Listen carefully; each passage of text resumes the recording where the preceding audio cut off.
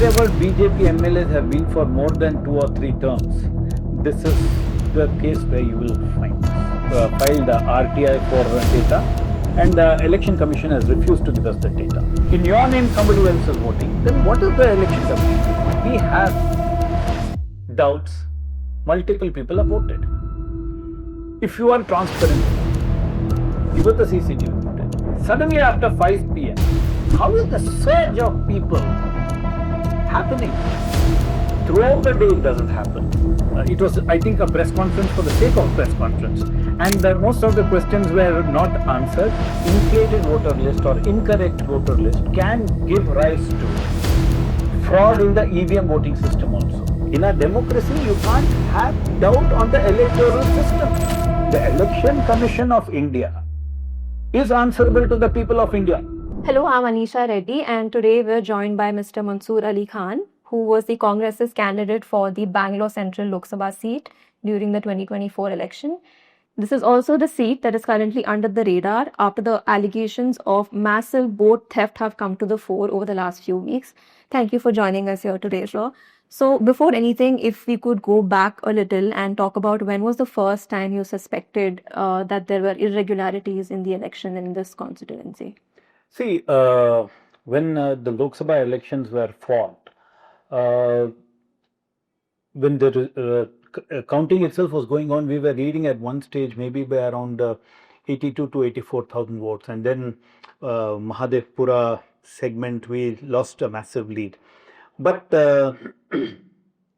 when we realized, see, for example, after the elections also, or even during the elections, the polling day, there was an unusual spurt even in the voting percentage after a particular 4:30. But that again we thought, okay, it may be the usual thing. But then after the elections, when the numbers came out and the difference between Congress and BJP was such huge, a Congress team got into the act of research, and thanks to Rahul ji, what data he's put forward, today the entire nation knows what's happened in Mahadevapura. So one very unusual thing which happened in Mahadevapura Assembly constituency is, after the Assembly elections to the Lok Sabha, you would have around 52,000 and odd votes were added, and it's a very high percentage of voting. And I think even if you go by the Election Commission rules, anytime when there is more than 4%, there should be more greater watch on how the electoral votes have been added. But that didn't happen. And then after the elections also we realized the margin was, in the assembly we had lost around maybe around 42 or 44,000 votes. But such a massive swing in Lok Sabha, there were alarm bells in our camp. And going by this logic of results, all the new voters who were enrolled have not voted for any other party other than BJP, if you take the mathematics. So something somewhere is amiss, and that's how when the Congress team got into this, deep dive into this research of Mahadevapura Assembly constituency.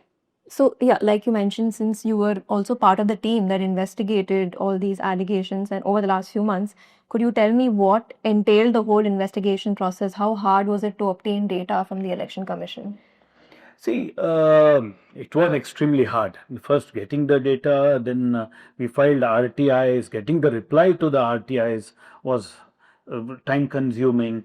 And then as going through the heaps and mounds of paper, matching the photographs and the data, because we had to have that accuracy. And I think as in Rahul ji's press conference also, he said that how much of a task it was. And matching that, then coming up with the whole process, it was tedious. That's why if it was a machine readable data, we would have been able to do this task in a much better, in a much faster manner. And I don't think so why it should be such a huge issue for the Election Commission to give us machine readable data. Right. So speaking about the Election Commission, they held a press conference yesterday. Have they addressed any of your concerns? I'll tell you, I think it was one of the most it was, I think, a press conference for the sake of press conference. And most of the questions were not answered. And I think the Chief Election Commissioner was found wanting for answers. And I don't think so. In a right conscience, also, Election Commission knows that they are at the wrong side. And they're just trying to defend themselves for the sake of defending. So it was, they didn't, and it was mainly targeting the opposition. They want Rahul ji to come on oath, but they let go of, and just observe, Election Commissioner doesn't address Anurag Thakur, sitting MP, and alleging on so many things. That shows the bias. Why can't the Election Commissioner have the same yardstick for the BJP MP? Right. And I think Election Commission has not addressed the issues. They're just debunked, and it looks like for the sake of a press conference, they've done a press conference. Right. So, like you mentioned, that they asked Rahul Gandhi sir to file an affidavit and say as a witness under oath. The reason that they gave for that was that anyone that is filing a complaint without being a voter of the concerned constituency, that's why they have to do it under oath. So I just wanted to check with you, like as a voter in your constituency, were you able to like file a complaint with the Election Commission officials, either in Karnataka or the Central Election Commission? See, first of all, Rahul ji is not anybody. He is the leader of opposition. His is a constitutional post, and he is posing these questions. So it is from one constitutional authority to another constitutional authority.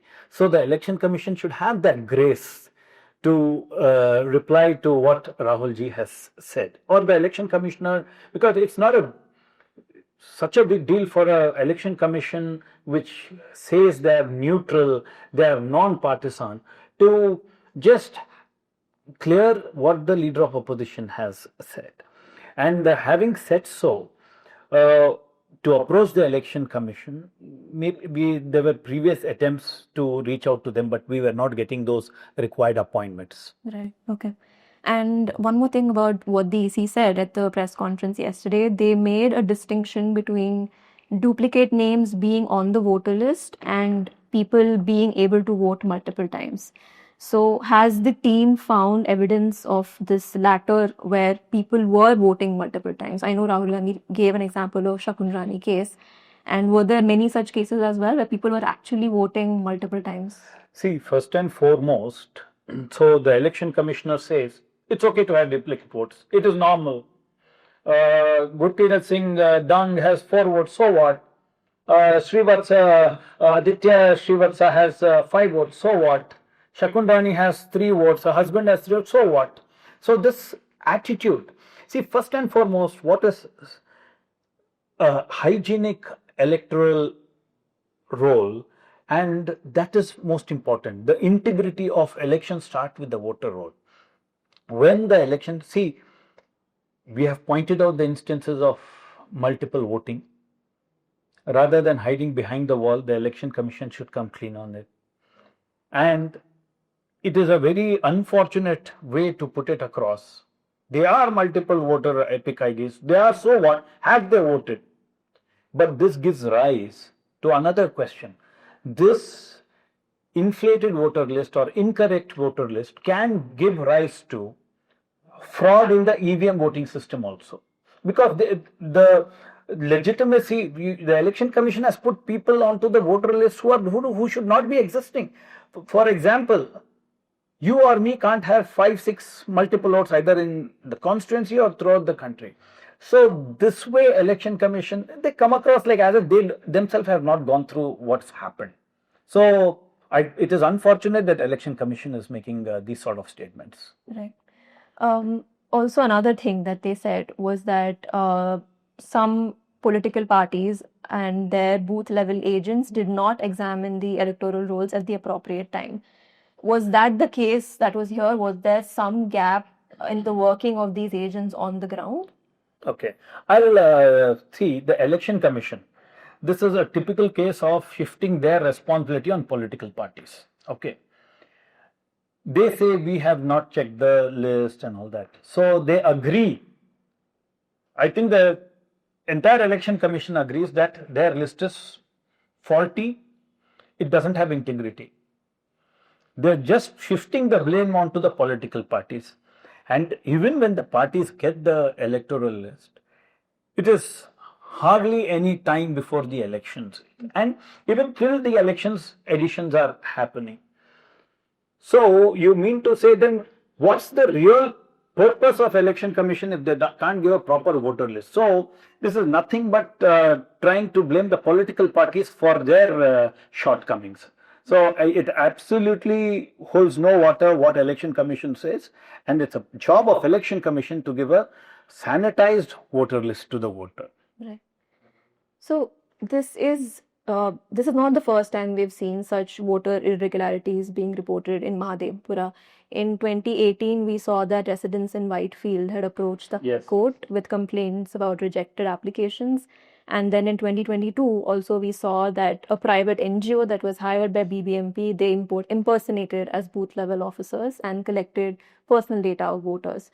And now we have these latest irregularities. So is there anything from your investigation that points to why such irregularities are being reported from this constituency so consistently? See, in Mahadevapura, they have been a BJP MLA for a long time, and it has been, at least I personally feel, that it has been a practice to add on fake voters for a while.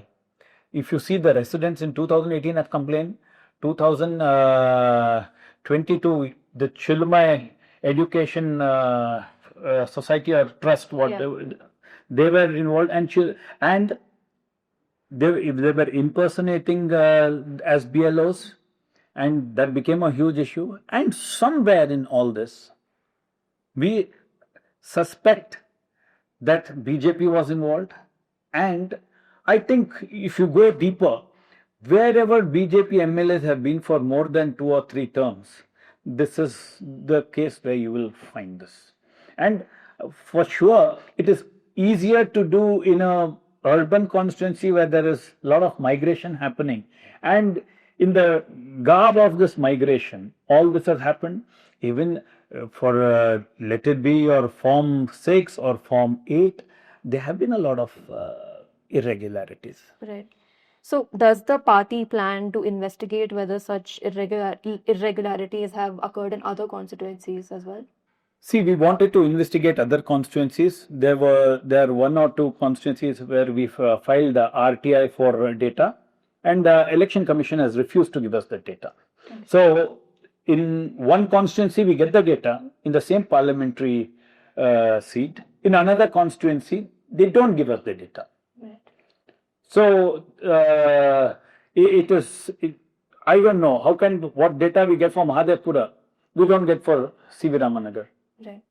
So is that the other constituency that you were looking at? Yeah. Let it be C.V. Ramanagar, Rajajinagar, or any other place. We definitely want to see, because once you find in these areas, we want to further the thing. See, they may say it is our right. It is and even as a party, as a candidate, to know what went wrong. And it is the duty of every Indian citizen to go into the voter list, check the anomalies, and show it to the Election Commission. See, the Election Commission of India is answerable to the people of India. They are not. I think they are forgetting that one vote, one person. A vote is the citizen's property. Each citizen takes pride in saying, I voted. And if you vote only, you are not sure in your name somebody else is voting, then what is the Election Commission doing? Right. Well, sir, lastly, what would your suggestion be on what the Election Commission should do next to address the situation? See, the Election Commission should have a fair investigation, transparent investigation, and make sure that we get electronically readable data, and also they should provide us with the CCTV footage. Right. If CCTV footage, for example, we have doubts, multiple people have voted. If you are transparent enough, give us the CCTV footage. We have one more apprehension. Suddenly after 5 p.m., how is the surge of people happening? Throughout the day it doesn't happen. After 5 p.m. it happens. Then it goes on. Then you don't come up with the absolute numbers the same day. Then you don't come up with the absolute numbers of voting for a week. And all these, the way you have functioned has given rise to the suspicion. So, fair investigation. Give us the data in electronically readable format, CCTV footage. So be transparent, because I think you must have seen the latest CSDS survey. People have lost confidence in the Election Commission. It is their responsibility to restore the citizens' confidence. And they have to take the political parties into confidence and work with them. And I think it would do good to Election Commission if they stop shifting blame. Right.